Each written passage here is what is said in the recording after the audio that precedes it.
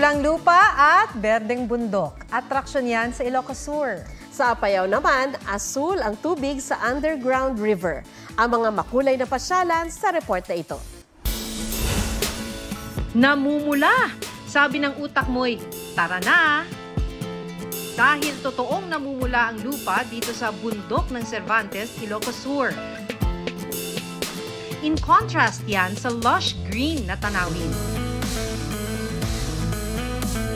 Kaya naman instant attraction yan dahil ang feels ala Switzerland. Handa ang katawan sa 2 hours na hiking. Pero pwede rin ang 4x4 adventure o sumakay ng motor.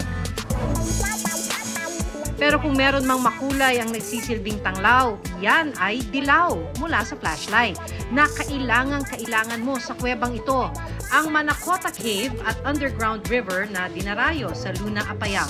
Sa sobrang dilim, mas exciting ang paglilibot sa cave habang sakay ng bangka. Asul naman ang kulay ng tubig na nakakaenganyong pagtampisawan.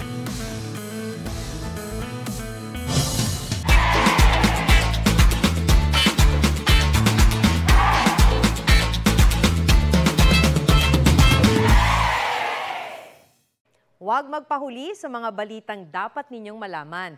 Mag-subscribe sa GMA Integrated News sa YouTube.